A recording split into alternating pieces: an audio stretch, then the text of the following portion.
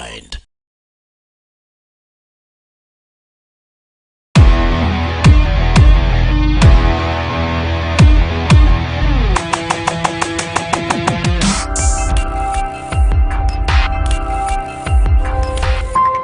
Fort TV, stay entertained. Okay, Fort TV, stay entertained. Murundo gwa kandi ayakatuteranzaho nyenjakara ya hati ntukoramukya kutorora rukugonze bwe ko bochala ha Fort TV kandi kokemanyira butosa musaha yitu ya kabiri tubantuija na topic of the day ekire kya hati. I'm very much honored kandi mbundazibo muno kugera omugenya unabungisa nyenjakara kiro kya hati kandi tuje kubantu bazaho ensonga nyingi muno. More especially kire kya hati tuje kubantu bazaho the operation Shuja kandi neja kora tsororo operation Shuja ne hatugiyetegereze gurungu we go deep tugiyetegereze ne kandi habaki yatekerweho what is the progress nebindi tinkwenda nyowe musoboreo koba yehikire wenka. I would request that you introduce yourself to the viewers, then we start the show. Thank you very much, Regan. I'm Major Bilal Katamba. I'm the Public Information Officer of the UPDF Mountain Division, which is hosted here in Fort Portal City at Mohoti. I'm also the Public Information Officer of the UPDF Mountain Division, the division that is in charge of this reserve region militarily. Right now we have one operation going on, Operation Shuja, which is in its 21st month. It's 21 months since we started the operation. Almost 2 years. Almost 2 years. Previously it was under the command of Major General then, Muhanga Kayanja, who was elevated to the rank of Lieutenant General and made the Commander Land Forces. So he was replaced by Major General D. Kolum, who currently we are working with. We've had successes here and there, and we are very grateful for the people of this region who have supported this operation.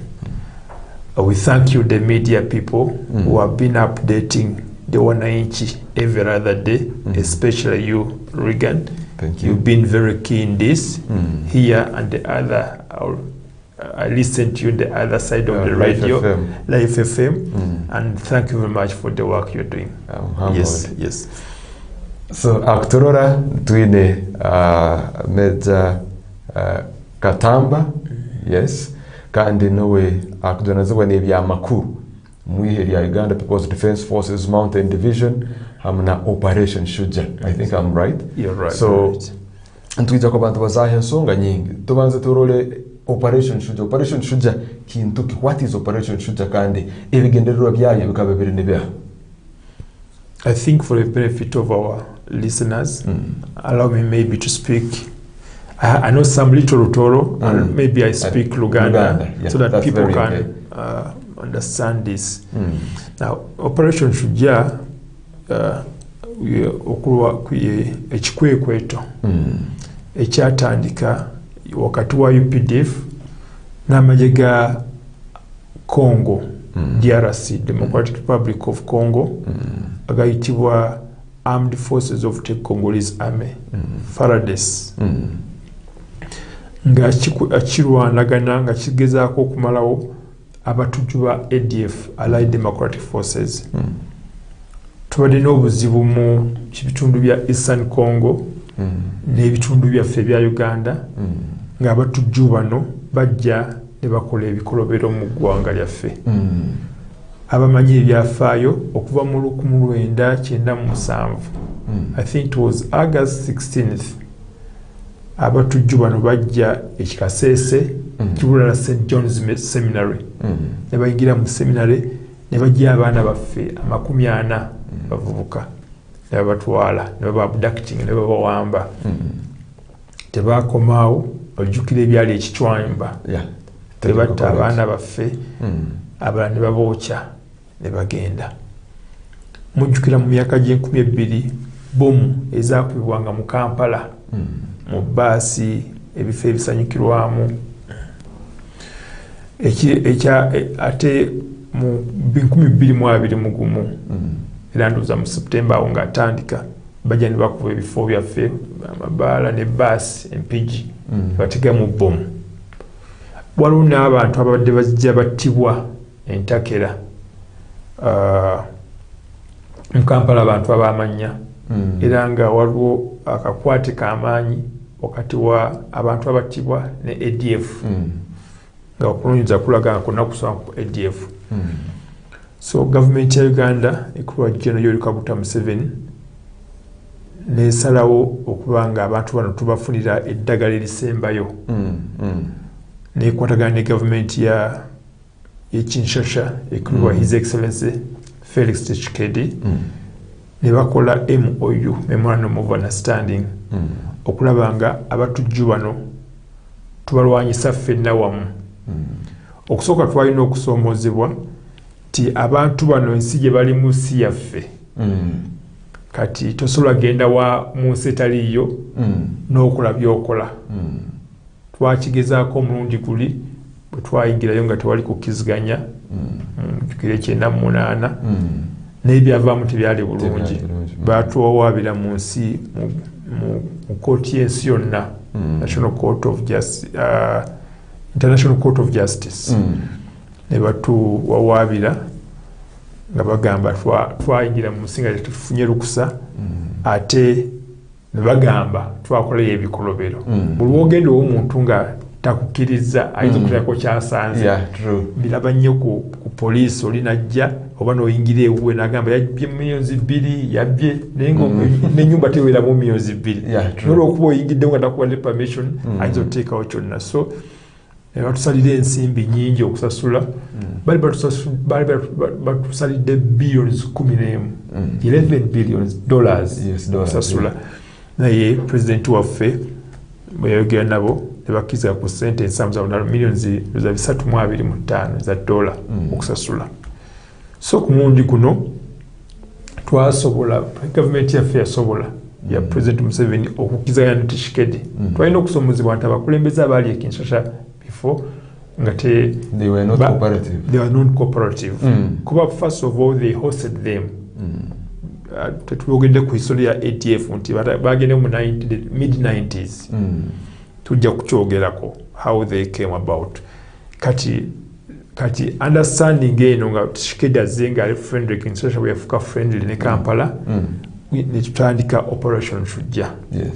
Abantu bano baali bahostinga abayekera bali nga babawa weba trainingira babawa freedom nene nnyo. Omuntu omubi neighborhood wajja ku neighborhood n'omuhostinga kitegeeza omuwadde eddembe lyonna okuba akola byakola nga tesobola kugendayo.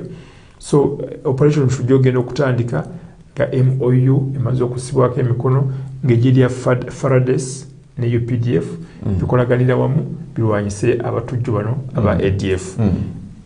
Era nga nnaku z'omwezi 3 omwezi ogwa November 2021 Operation Shuja netandika nga saidi ya Uganda ekubwa Major General ebiseera ebyo Kayanja Muhanga.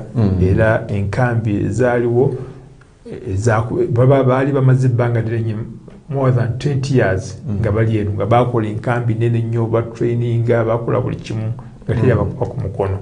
So netugasa kubanka enkambi yayiwa Tondori, kambi ya Mbuzi, enkambi zaabwe nyingi nnyo nezikubibwa phase eyasooka ey'olutalo kuba tuli mu phase ya kusatu. Tujja kwogera ku phase ino waliwo phase eyasooka yali mu bitundu ebyo.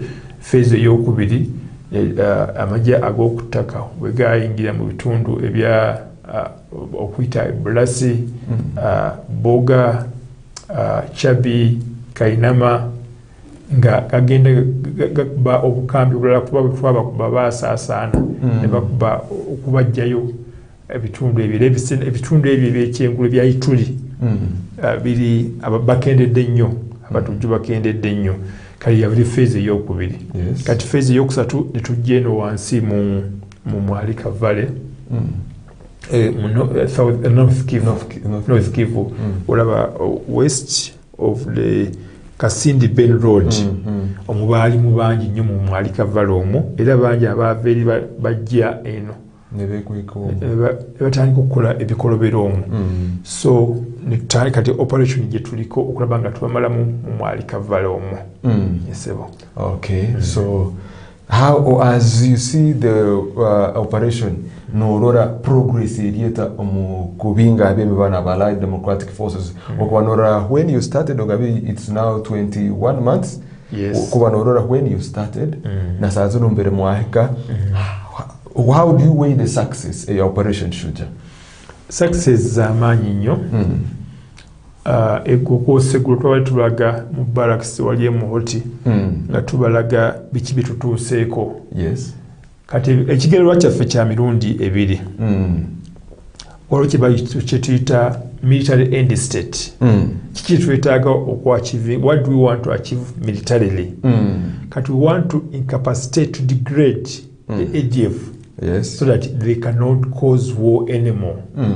Twagala tubenga tubamalamu amaanyi ag'ekisirika ag'okulwana era bakyasobola kuleeta buzibu bwonna eri abantu b'e Congo n'abantu b'e Uganda. Ekyo nsuubira tukikoze. Eggulo lyokka twabalaze twakwata amasasi agetulina mu sitowa zaffe 95. Tulina emmundu records zina wano tufunye emmundu eza SMG 142 zino zeza twakusaako eza bulijjo zino emmundu laba abasikazi basinga okukwata. Waliwo emmundu ba MPK ewa PK lwakazako ya PK enene ziri mundu 8. Tulina mota emu. Tufunye amasasi ag'emmundu 95 okulika aga SMG 8 na PMK 105. Tusobodde okufuna radios abatujuza no babadde bakosa 111 nefuna chargers babadde bakosa okucharginga batteries okuba babeera mu nsi kuba charginga 45 ne batteries zazo 10. Ate tusobodde okufuna okuba nti babaddewo okulwanagana nga abantu bano tubataddeko pressure y'amaanyi abantu 31 basobodde okuvaayo beewayo mu mikono gyaffe n'emmundu zaabwe tubalina n'ate ne wabaayo abalala 5 nga tubakutte live nga tulwanagana ne bawanika emikono ne tukwata. Enkola ya UPDF nti omuntu wawanika emikono enkola bw'erina okubeera mu magye gonna lwakuba abantu tebakituukiza ne UPDF omuntu wawanika tumugyewo bulungi ne tubajjanjaba baba n'ebisago ne tubajjanjaba era tubalina malwaliro gaffe bangi bawonye.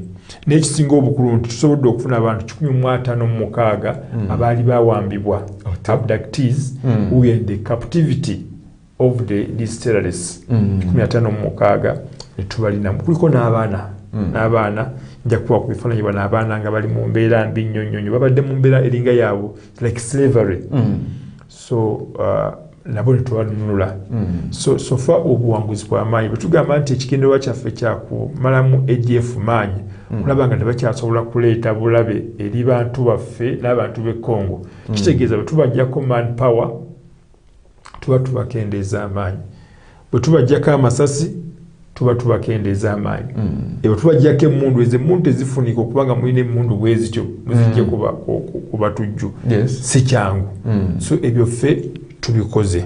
So nzobuza nti obuwanguzi bwe tutuuseeko mu militariri bw'amaanyi nnyo ate nga bwe twabagambye ti ebyo bye twafunye mu by'ekijaasi ebyo bye tusobola okubala nti 1, 2, 3 ebiriwo physically naye bw'ogamba abantu abafudde kuba abakafa bali 548 548. Now those are the bodies we've been able to physically count till 1, 2, 3 because we must account for this. Now here there are those that get wounded and die in the wild. Yes, and die from the bush that we never get to see sometime. So abo nabo gye bali. Ekirala nti waliwo operation zikolebwa Faraday's because we work together. Tikuliko emundu zibalina nabo balina emundu zibatereka naffe tulina zino zituleka balina nabo zibalina so bino bya side ya Uganda byokka so tusuubira nti enamba ekendedde enamba yabwe manpower we akendedde ebyokulwanyisa byabwe byekendedde their morale to fight is low because we've really depleted their arsenal, we've depleted their manpower, so their morale is low. So tusuubira nti with time tujja kubamalirawo ddala. The other day we were with General Kayanja Muhanga, the Commander Land Forces, whose report our commander reports to the Commander Land Forces. He came to make an on-spot assessment of our progress against the ADF, and he was very impressed. And he gave us 1 month, 1 month to completely sweep the area of Mwalika Valley. After Mwalika Valley, we hope that after Mwalika Valley, we shall be pursuing these other scattered ADF remnants where they would have gone, wherever they would have gone. All right. Yes. Thank you so much. You are saying ADF mugimazira amana mugitire everywhere murumano gibiga, but we see recently Bakarumba hano muyanga ya Uganda mu isomero ya Mpondo Lubiri secondary school mu district ya Kasese hamtana muyanga ya Uganda na Democratic Republic ya Congo kandi abantu bakakama kumyana olima around 37 students bakafa, others were abducted. Chikabokita, was it a weakness of the security at the border? What happened exactly? Okay. These people, these terrorists, when they're coming to attack, they don't come through the borders or like official people coming. These are rebels, these are terrorists who sneaked through, we suspect they went through the other down Chavinyonge and entered the cross river Rubiriha and entered. It was a squad of around, we suspect 10 people that came from a group in Mwalika Valley.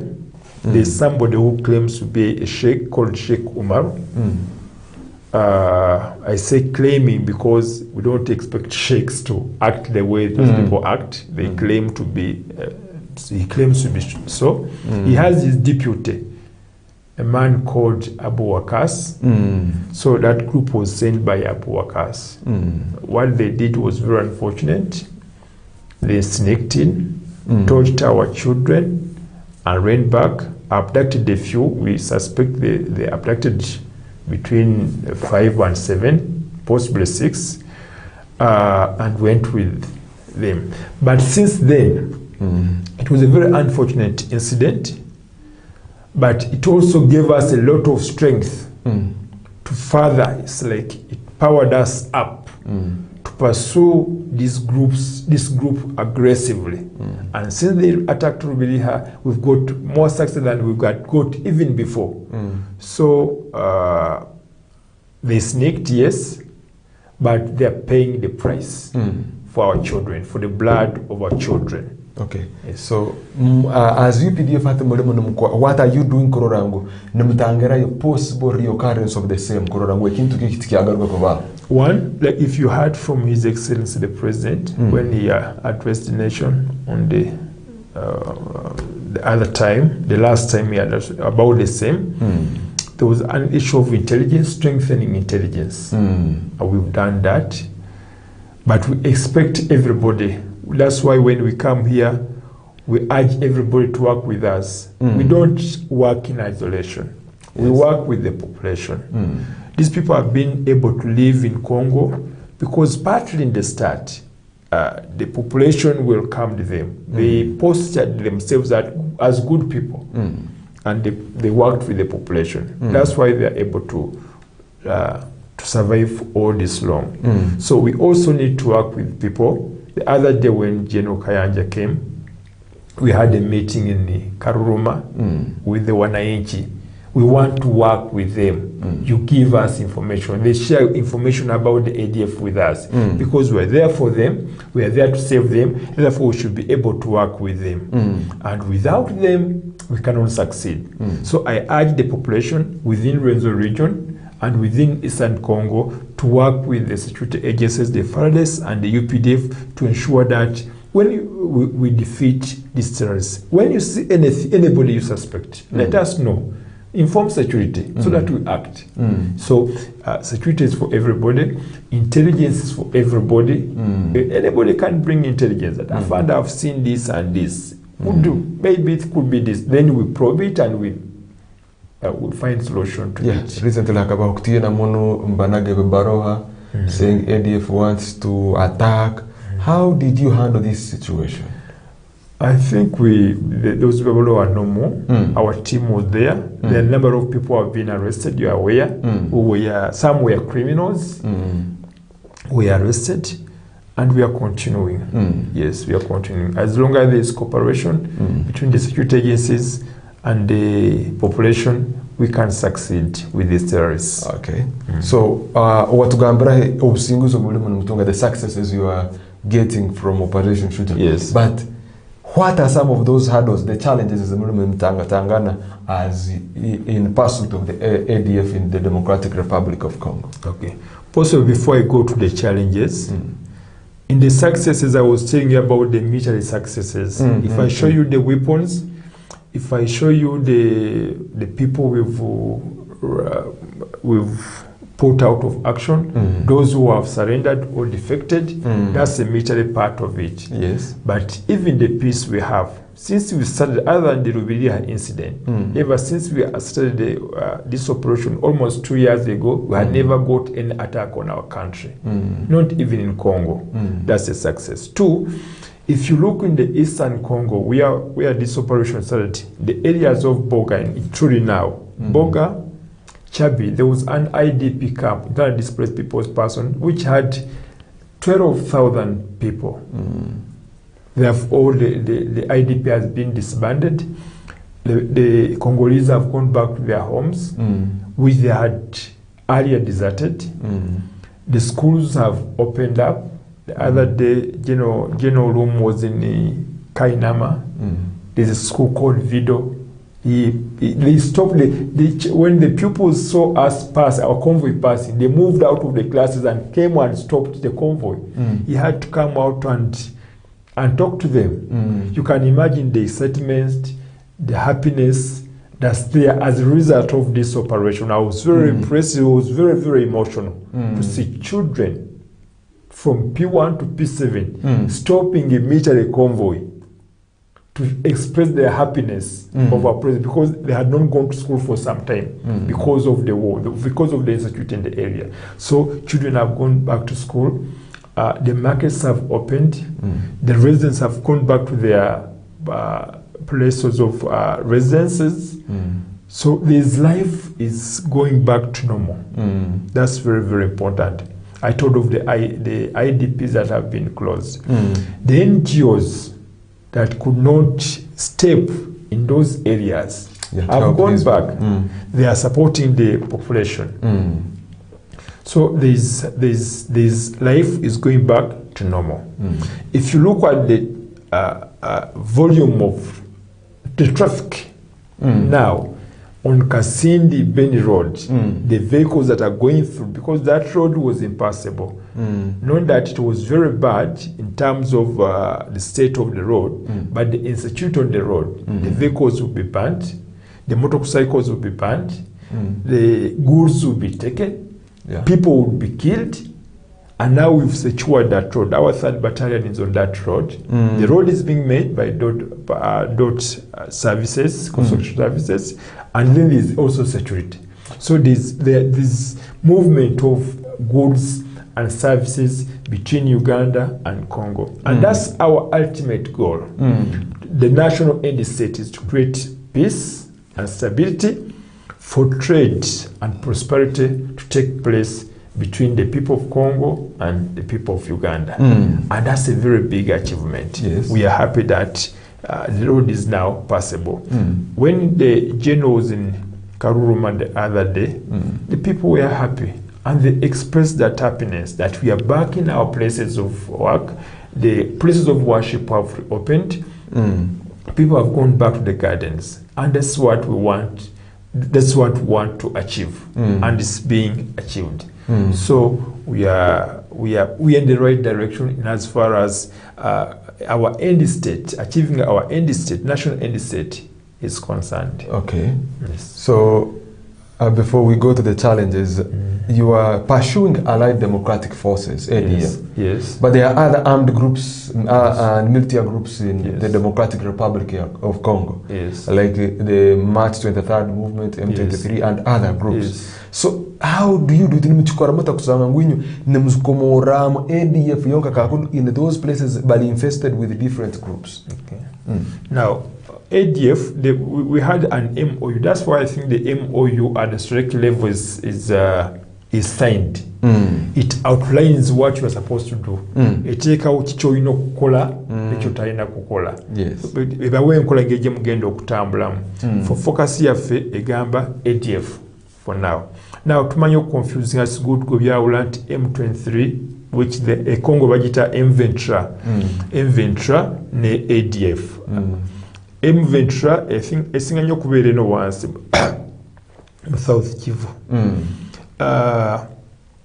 ADF erinyo mu North Kivu ne Ituri yabadde basinga okumaamira. So targetinga. Now M23 oba M23 waliwo enteekateeka endala eyakolebwa eya East African Community okugihandolinga. Waliwo enkola yatandikibwa His Excellency Uhuru Kenyatta gye bayita the Nairobi process. Nairobi process waliwo endala ya Rwanda process, Angola yes, eri wansi wa IGAD bonna bali okulaba nga bahandolinga M23 era finally waliwo ejje lyateekebwawo liyita ICRAF, East Africa Community Regional Force. Uganda yatwalayo ekibinja, Kenya erinayo ekibinja era yeekulira ejje eryo, Burundi erinayo ekibinja ne South Sudan erinayo ekibinja. Naffe tulinayo ekibinja ekyayitibwa contingent ICRAF contingent 1 ekikulibwa Kano Michael Heroba Waraka Heroba yaliyo okulaba nga baleeta emirembe mu kitundu ekyo M23. Iyo alooza bakkiziganya ekyetaagisa political solution. It's a political issue that requires a political solution. Aba non-state actors bebalema okukiziganya then emundu zijja kukola ki kutandika kuba abasirikale oludde webali. So eyo enteekateeka ndala era egenda mu maaso era tugisabira obenga succeeding kuba kitwagala total peace kuba tugamba tumazeewo ADF ate bano naye bw'obeera n'ebizibu owaka era tosobola bimalawo lumu. Okumalawo kino nokizza ebbali n'okwata ekirala n'okola kirala. Kino kirungi school that these are being handled concurrently. The ADF we are handling militarily and the M23 is being handled militarily and politically. But basically the agreement is as far as East Africa community is concerned that we need a political settlement. Yes, it requires a political solution. Okay. Yes. Now for ADF, that's our focus as Operation Shuja. That is our focus, and that's where we are moving. Afande totugambira about the challenges murabamu with this operation. Soka challenges soka ti abantu ba ADF bali that stayed in DRC for almost coming to 3 decades. Remember, this was in 1995. Yes. When we hit them, when they formed their group, and the NRA fought them in the Buseruka, the remnants ran to Congo, and that's part of their history. When they had formed a group called Uganda Muslim Freedom Fighters, which we hit very hard, the NRA hit very hard. The remnants ran to Congo, and when they went to Congo, they formed a group, the remnants of the National Army for the Liberation of Uganda, called NALU. NALU was under somebody called Amoni Wazira. And NALU had come out of the Rwenzururu movement. It was it had become weak, so the Uganda Muslim Freedom Fighters joined hands with the Uganda National Army for the Liberation of Uganda NALU and formed the ADF. I think it was in June 96. Yes. That's when they formed the Jamiru Mukuru and the other people like Kisokorenia formed the ADF. So now the challenge is these people have been there for so long. They have integrated with the communities. The community almost accepted them because they did not have an alternative. These are the people who were there.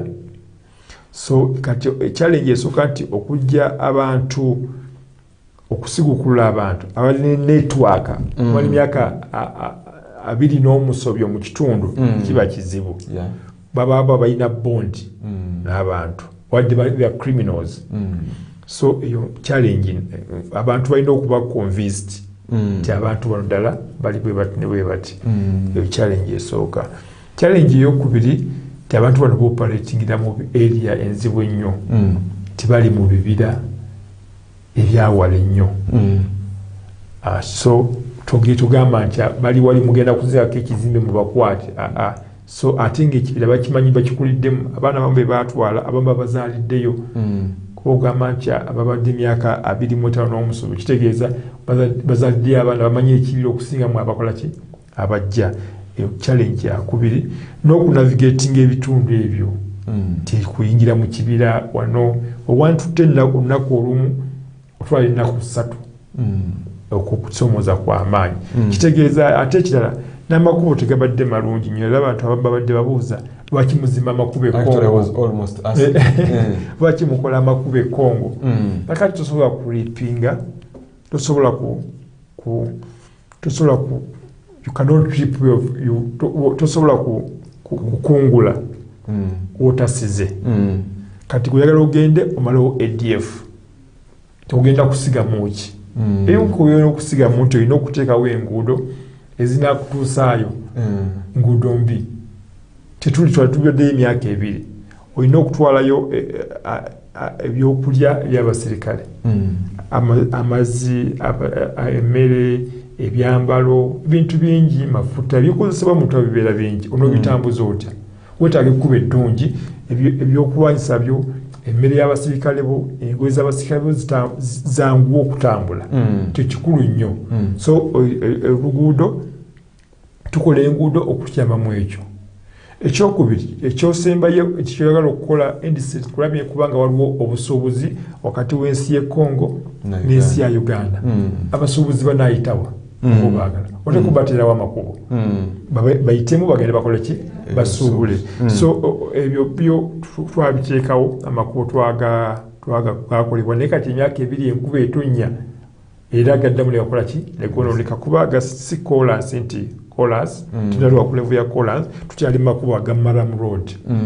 So motoka ziyitamu enkuba netonnya negaddamu negakola ki negononeka negasisikala. So okukusomozebwa n'okw'amaanyi nnyo kwensuubira nti tujja kusalira amagezi naye n'okusoomozebwa okwadde weekuli abasirikale batutendeka kubeerawo for endurance. Ebibira tubiyitamu enkuba netukubira netugenda omusana negwaka netugenda amakuba tumaze lunaku 3 naye nga tufunye ekigendererwa. Bw'ofuna obuwanguzi weerabira bino by'oyiseemu emabega ebikunyizenyize. So success zetufuna zitwerabiza no challenges zituyitamu kitwagala success kulaba nga abantu bano tubamalamu amaanyi abantu baffe basobole okubanga bali mu mirembe basobole n'ebigendererwa bya Uganda ne Congo bisobole okutookerera. Okay, thank you so much akutorora atukyale na Major Belal Katamba kandi nuwe yakutunaziwa n'ebyamakuru omwihiri ya Uganda People's Defence Forces Mountain Division hamna Operation Shuja kandi ikiri hati focus yetu ya amani ebera Operation Shuja kuba itwena netukwataho abantu aba Uganda na bagenzi bita abali mu Democratic Republic ya Congo itwena ensonga ezo nizitukwataho kandi itwena obusinge buno ntugwetaga what the UPDF is fighting for kulingu kuleta obusinge haba Uganda hamwe n'abagenzi bita aba Congo. Actually Congo bagenzi bita kuyangu ege mtane yatekerweho yaba colonialists n'ubatwahukanize, but we are all one people, we are all one family. Recently I was in the DRC personally. There is a kingdom that speaks Rutoro. They have the same culture as we do.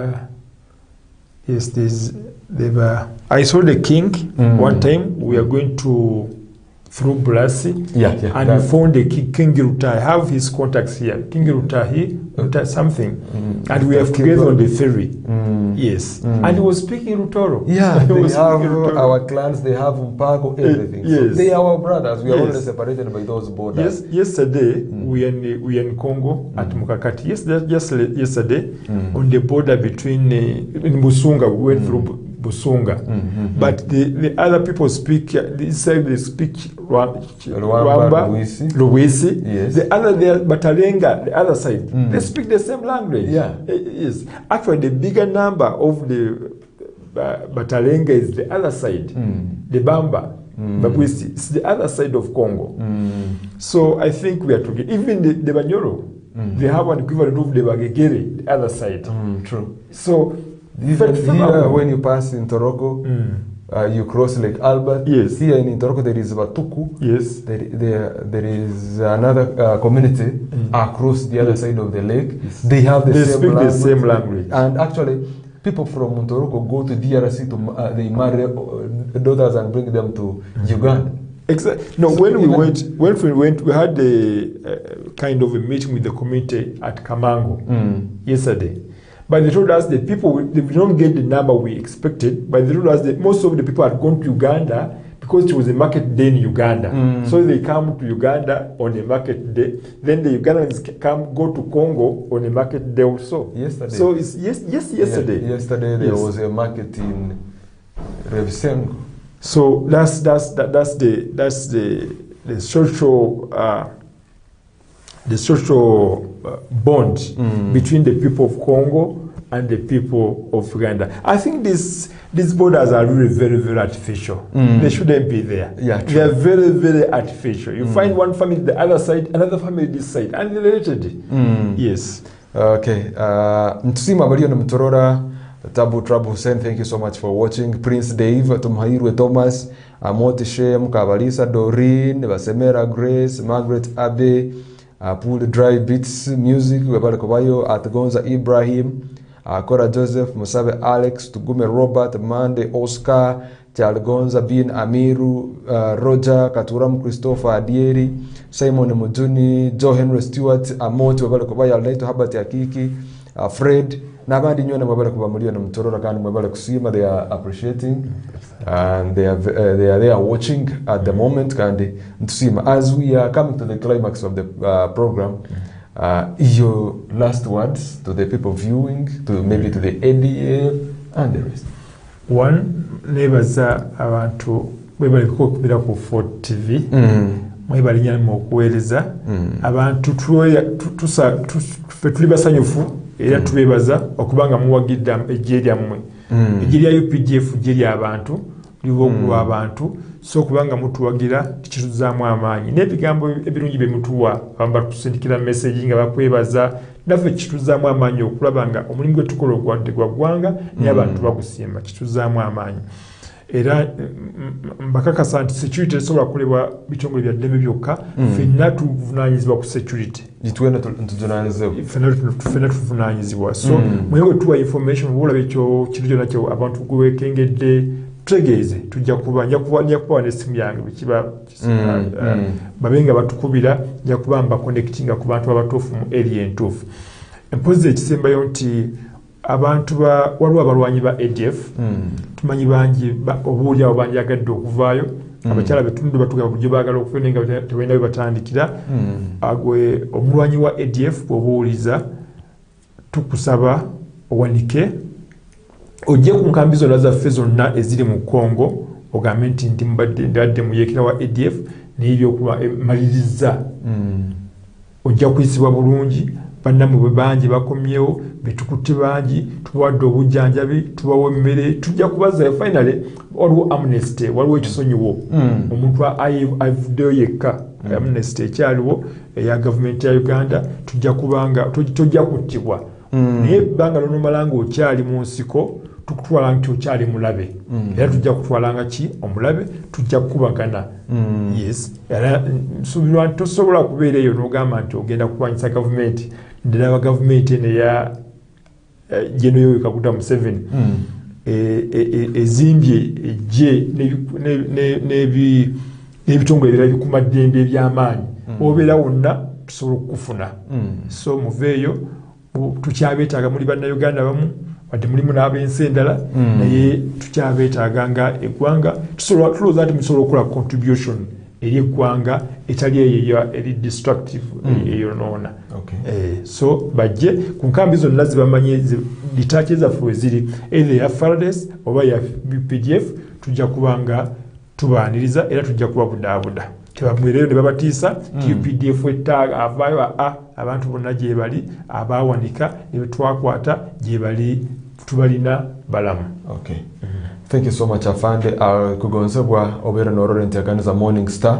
Afande tugonza kusima for honoring our invitation. Thank you. Our people really needed this information. Yes. So ntukusima, and next time we call you, please. I'm available anytime you want me.